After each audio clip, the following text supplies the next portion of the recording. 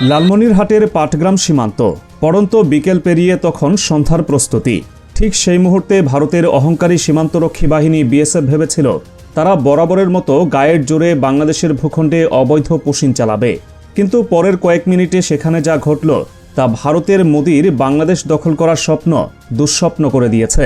খালি পায়ে হাতে বাঁশের লাঠি আর বুকে দেশপ্রেমের আগুন নিয়ে এদেশের সাধারণ গ্রামবাসী যেভাবে বিএসএফকে ধাওয়া করল তা দেখে মনে হচ্ছিল যেন পাড়ার ক্ষিপ্ত কুকুরকে তাড়া করছে সাধারণ মানুষ। ঊর্ধ্বশ্বাসে প্রাণ ভয়ে নিজেদের সম্মান আর বন্দুক ফেলে রেখে বিএসএফ সদস্যরা যেভাবে দিকবিদিক শূন্য হয়ে লেজ গুটিয়ে পালিয়েছে সেই দৃশ্য পুরো বিশ্বের সামনে ভারতের তথাকথিত পরাশক্তির মুখোশকে এক লহমায় ছিঁড়ে টুকরো টুকরো করে দিয়েছে। ভারতীয় উগ্রপন্থী মিডিয়াগুলো যারা প্রতিনিয়ত স্থলপথে বাংলাদেশ দখলের প্রলাপ বকে, পাটগ্রামের এই ঘটনা তাদের গালে ইতিহাসের সবচেয়ে কঠিন চপেটাঘাত। স্থলপথে সামরিক আগ্রাসন তো বহু দূরের কথা, বাংলাদেশের সাধারণ নিরস্ত্র জনতার একটি হুঙ্কারের সামনে দাঁড়ানোর মতো মেরুদণ্ড যে বিএসএফের নেই তা এখন দিবালোকের মতো সত্য। বাংলাদেশ সেনাবাহিনী তো সীমানার অতন্দ্র প্রহরী হিসেবে প্রস্তুত রয়েছে, কিন্তু তার আগেই এদেশের আপামর জনতার রুদ্ররোষ সামলানোর ক্ষমতাই ভারতের নেই। লাঠি তাড়া খেয়ে প্যান্ট সামলাতে সামলাতেই পালানো বিএসএফ এখন পুরো বিশ্বের কাছে একটি চরম হাস্যকর এবং ট্রল ম্যাটেরিয়ালে পরিণত হয়েছে। 5 আগস্ট 2024। সাবেক প্রধানমন্ত্রী শেখ হাসিনা চলে যাওয়ার পর গত 5 আগস্টের পর থেকে বাংলাদেশের প্রতিটি সীমান্তে এক অভূতপূর্ব পরিবর্তন এসেছে। বিগত বছরগুলোতে বর্ডার গার্ড বাংলাদেশ সম্পূর্ণ নতজানু করে রাখা হয়েছিল। দিল্লির নির্দেশ আর শোষণে জাতাকলে পিষ্ট হয়ে এদেশের সীমান্তরক্ষীদের বাধ্য করা হতো ভারতের অন্যায় আবদার মাথা পেতে নিতে। কিন্তু সেই দাসত্বের শৃঙ্খল এখন পুরোপুরি ছিন্ন। পুনর্জাগরিত বিজিবি এখন বুক চিতিয়ে চোখে চোখ রেখে বিএসএফকে চরম জবাব দিচ্ছে। কোনো কূটনৈতিক তোষামত নয়, এখন সরাসরি অ্যাকশন চলছে। ভারত যদি এক পা এগোয়, বাংলাদেশ এখন 2 পা এগিয়ে তাদের গলা চেপে ধরছে। সাম্প্রতিক সময়ে ভারতের এই নোংরা পুশিন চক্রান্ত হঠাৎ করেই ভয়াবহ রূপ ধারণ করেছিল। একটি সুপরিকল্পিত ছকের মাধ্যমে মাত্র 48 ঘন্টার ব্যবধানে দেশের 7টি জেলার সীমান্ত দিয়ে অন্তত 107 জন মানুষকে জোরপূর্বক বাংলাদেশে ঠেলে দেওয়ার এক জঘন্য অপচেষ্টা চালায় দিল্লি। লালমনিরহাট, পঞ্চগড়, নওগাঁ, ঠাকুরগাঁও, মেহেরপুর, চাঁপাইনবাবগঞ্জ এবং শেরপুর পুরো বর্ডার লাইন জুড়ে একযোগে এই আগ্রাসন চালানোর চেষ্টা করা হয়। ভারতের লক্ষ্য ছিল একটি কৃত্রিম সংকট তৈরি করে বাংলাদেশের ওপর চাপ সৃষ্টি করা, কিন্তু বিজিবির কঠিন প্রতিরোধ এবং স্থানীয় জনগণের রুদ্রমূর্তির সামনে ভারতের এই মাস্টার প্ল্যান ভেঙে চূর্ণ বিচূর্ণ হয়ে গেছে। চাঁপাইনবাবগঞ্জের গোমস্তাপুর উপজেলার বাঙ্গাবাড়ি সীমান্তের চিত্রটি ছিল আরও করুণ এবং ভারতের জন্য চূড়ান্ত অপমানজনক।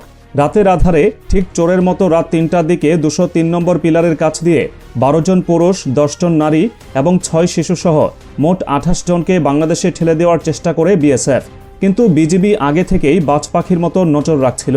তারা এক মুহূর্ত দেরি না করে সরাসরি প্রতিরোধ গড়ে তোলে। বিজিবির বাধার মুখে ওই 28 জন শূন্যরেখায় আটকে যায়।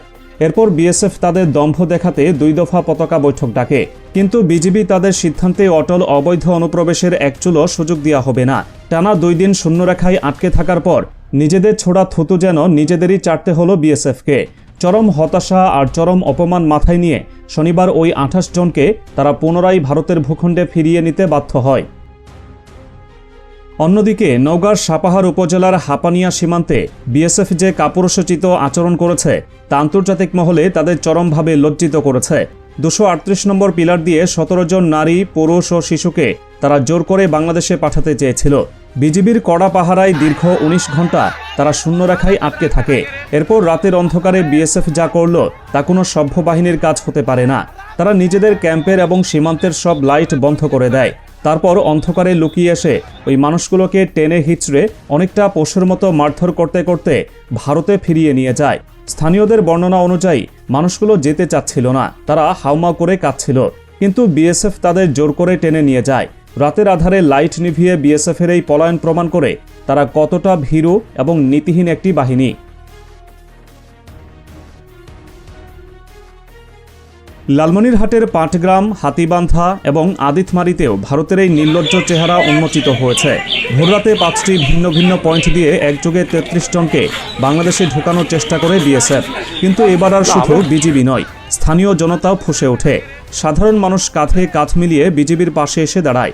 দিনভর শূন্যরেখায় আটকে থাকার পর এখানেও বিএসএফ সেই একই কাপুরুষের মতো রাতের অন্ধকারে বাতি নিভিয়ে তাদের লোকগুলোকে ফিরিয়ে নিয়ে যায়।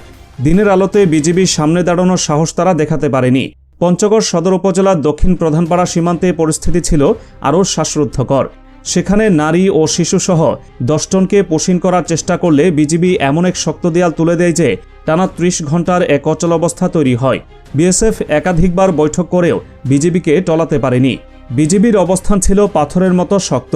আন্তর্জাতিক আইন লঙ্ঘন করে কোনো ইমিগ্রেশন প্রক্রিয়া ছাড়া রাতের অন্ধকারে কাউকে বাংলাদেশে পোষিন করা যাবে না। বিজিবি মানবিক কারণে আটকে পড়া মানুষদের শুকনো খাবার দিয়েছে ঠিকই, কিন্তু দেশের 1 ইঞ্চি মাটিতেও তাদের পা রাখতে দেয়নি। ভারতের এই নোংরা কূটনীতি পঞ্চগড়ের মাটিতে রীতিমতো মুখ থুবড়ে পড়েছে। মেহেরপুরের গাংনী উপজেলা তেঁতুলবাড়িয়া সীমান্তে তো বিএসএফের চক্রান্তের মাত্রা সব সীমা ছাড়িয়ে গিয়েছিল। তারা নিজেদের কাঁটাতারের বেড়া কেটে দিয়ে 6 জনকে বাংলাদেশে ঠেলে দেওয়ার চেষ্টা করেছিল, কিন্তু এই চক্রান্ত রুখে দেয় স্থানীয় দামাল গ্রামবাসী। বিজিবির পাশাপাশি সাধারণ মানুষ যেভাবে লাঠি হাতে তেড়ে গেছে তাতে বিএসএফ কাঁটাতারের ওপার থেকেই পিছু হটতে বাধ্য হয়।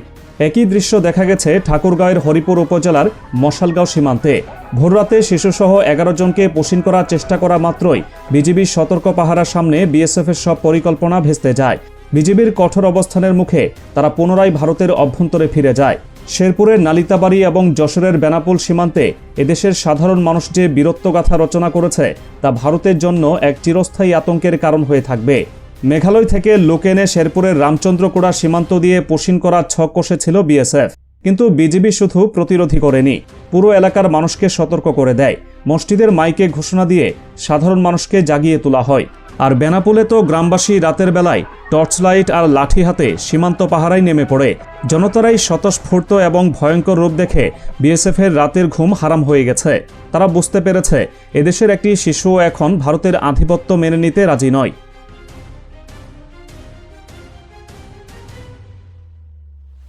আজকের এই নতুন বাংলাদেশ কারো দয়া বা দাক্ষিণ্যের উপর নির্ভরশীল নয়। ভারতের বিএসএফ এতদিন ধরে যে সন্ত্রাসী কায়দায় সীমান্ত নিয়ন্ত্রণ করার দুঃস্বপ্ন দেখছিল তা আজ চিরতরে ধূলিসাৎ হয়ে গেছে। লালমনিরহাটের পাটগ্রামে লাঠি তাড়া খেয়ে পালানো বিএসএফের সেই করুণ দৃশ্যটি কেবল একটি ভিডিও ফুটেজ নয়, এটি 18 কোটি বাঙালির ঘুরে দাঁড়ানোর এক জীবন্ত দলিল। আন্তর্জাতিক আইনকে বৃদ্ধাঙ্গুলি দেখিয়ে ভারত যে অপতৎপরতা চালিয়েছে, বাংলাদেশ তার কড়াই গণ্ডায় জবাব দিয়েছে। বিজিবির পেশাদারিত্ব এবং এদেশের সাধারণ মানুষের অদম্য সাহসের কাছে ভারতের সব সামরিক আস্ফালন আজ রাস্তার ধুলোয় লুটিয়ে পড়েছে। দিল্লিকে এখন এই চরম বাস্তবতা হজম করতেই হবে। দাসত্বের যুগ শেষ, এখন থেকে প্রতিটি আঘাতের দ্বিগুণ শক্তিশালী জবাব দেওয়া হবে।